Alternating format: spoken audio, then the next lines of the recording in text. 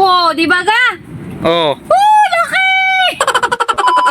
Kumusta na kayo mga madjay? At dahil nga may bagyo ngayon, ay di kaya nga naman itong mga ito ay hindi makapanlaot dahil nga bugabog ang dagat. Ay di bambay, di hane at nagsisipaggayak papunta na nga laang kami ng pakatan. Dahil nga hindi makapamiwas hane, ay di sa pakatan maghahanap nga ng pang-ulamay. Ay di bayan nga hani mga madjay, ay itong mga ito'y naggagawa daw na yung gagamitin nila panghuli ng takla. At dahil nga ngayong araw na ito hane, ay kami nga ay mananakla daw, kaya naman kami ay bayan at aguyod nga hani mga madje. Ang aming huhulihin nga hani mga madje ay iyong tinatawag nga dito sa amin na takla. Ay ano naman kaya, hindi naman kaya ito maging kataklaan. Ate, sa pagka wala ngang nahuli ay katakla ang tunay. Hani nga, yak ay ito namang aming pagtugpahani ay bayan at taib pa naman diyan. Ano kaya naman makakita na ng bahay ng takla. At baka nga hani nagsisipag-abala nga lang iyang mga madji mo diyan. Yak ay ang inyo namang madje ay panay ang pagpapangal ay ang santol ay durong asim naman. Iya ay talaga nga namang kakapangirit nga mande. Ay bayan nga mga madje at maya-maya pa nga hani ay nagkita na nga kami ng bahay ni Antakla. Ngayon nga lang pala ako nakasama pananakla kaya hindi ko din alam ang itsura na ang bahay ng taklang iyan. Ay ganay ang palahan eh. Watwatan nga lang daw palahan yung paligid ng butas saka nga ilalagay iyong pait. Tess, sino kaya ito? Ayun. Ay, nakabagtal pa. Pwede.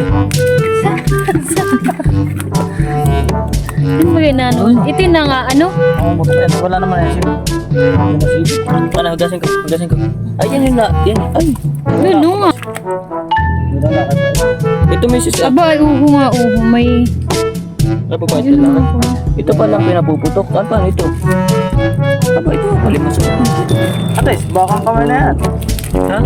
Ay bayan nga sa unang butas nga hane ay bayat kami nakahuli nga kaagad. Ganyan ang itsura ng takla. Maya nga ay nagkita na naman nga ng bahay ng takla at winatwatan nga lang hane yung paligid nga na yung butas bago nga lagay yung pain. Ang ginagamit nga pala panghuli hane ay yung kanina nilang nilupid na yun ay buli. Katapos ay tinatalian nga lang hane na yung talikakas. Yung maliit nga baga siya na parang talangka. Talaga nga namang masibad. Bayan at nakahuli na naman nga doon sa pangalawang butas. Abay talagang nakisiniswerte kami ngayong araw na ito, hane. Malalaman mo nga daw mga madje, hane, kapag ka ikaw ay sisibadin ay ang taklang iyan, kapag ka nga yung tubig, hane, ay nagalaw or naakyat baba, yun bagang parang nahinga-hinga, hane. Ibig sabihin ay un mga madje ay siya ay nagalaw sa loob at nag-aatras abante. Aba, ayak, ayan pala na may magaling magcha-cha-cha, hane. Hindi rin nga pala biro mga madje ang panghuhuli talaga ng takla, hane. At talagang nakakainip din naman ang pag-iintay ng pagsibad na iyan. Hindi naman agad-agad nasibad din yung mga ganayan ay. At pagkatapos ay paaasahin ka laang naman pala. Yak, ikaw baga madje, ikaw bagay naranasan mo na ang umasa at pinaasa. Ates, ay hindi maigihan eh. Pero sulit naman talaga ni mga madje ang kagat ng niknik at lamok sa pag-iintay kapag ka nga nakakahuli. Kagaya nga na ito hane o ay dali na naman ang takla. Iya ay talaga nga namang siniswerte nga ang mga madji mo ngayon. At kahit nga papaano hane ay may nahuhuli na nga. Ay di yan nga pala mga madje ang pinapain doon sa panghuli ng takla. Ganayan ng talikakas. Itatali yan hane doon sa nilubid na buli. Kapag ka nga hane mayroong mga bulok na batang ay inaangat nga nila hane at baka mayroong mga pupukan. At di tuloy manghuhuli na nga din daw kami ng pupukan hane at baka nga hindi masyadong maraming takla ang mahuli ngayon. At yung mga ganitong panahon nga daw ay hindi pa talaga tagtakla at talagang mayroon din silang panahon kung kailan the best manghuli nga daw ng takla diyan Di pero dahil kami mamamakat ay di manghuhuli na nga din ng takla at malay nga naman ninyo kami ay makatsambahan nga.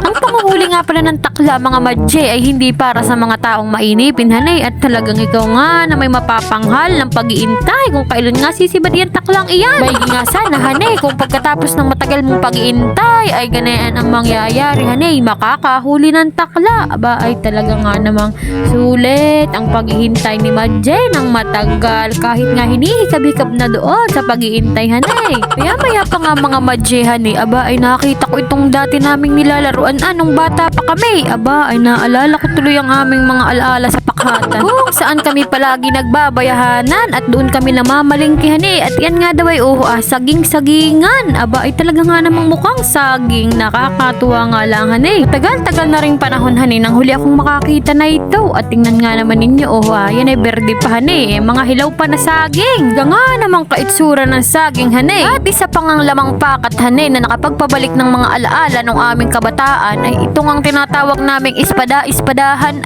Yak yan nga man din isa din sa aming mga laruan noong hindi pa nga uso ang pagsiselfone. Ay talaga nga namang ang alaala ng kabataan noon ay talagang mas masaya wari kaysa ngayon na puro cellphone ng kabataan. Bayan at di kanya daw ipapakita kung paano nga gawin iyang espada. Yes, siya daw ang panday. Abay kayo mga madje, masaya din bagang alaala ng inyong kabataan? Paki-comment nyo na lang po kung naranasan din ninyo ang ganitong mga laruan. Dito din sa pakat ay bay at mayroong mga klase ng orchids na ganayan. Abay anak yan ay bubulaklak na. Ay di mabalik nga tayo dun sa ating pananakla.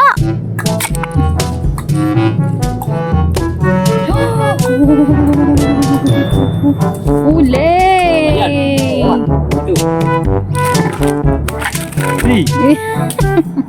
Pati kayo gala-gala. Isa pa?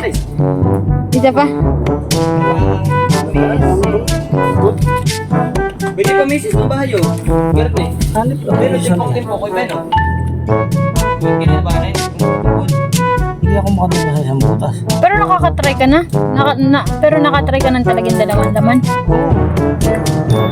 Dalawa lagi, hindi magasawan. Parang alimango din yan.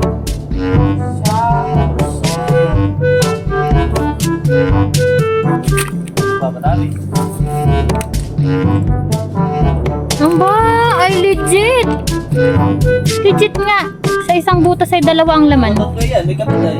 Huwag ka! Ay bayon mga madjay ay legit nga na sa isang butas ng bahay ng takla ay dalawa nga ang laman at sila nga daw ay magpartner. Aba, sana all may jowa.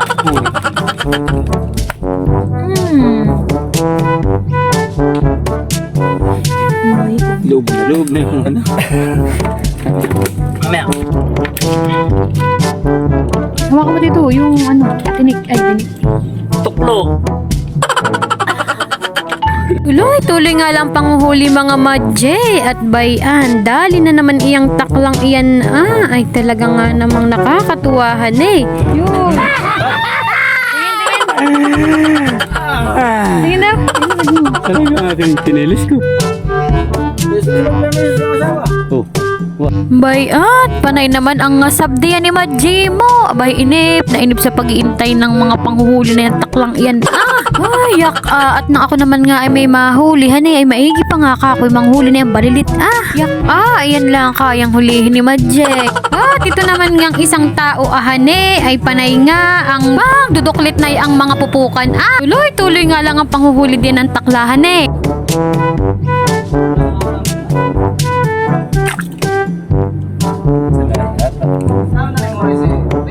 Yo, dali. Aba.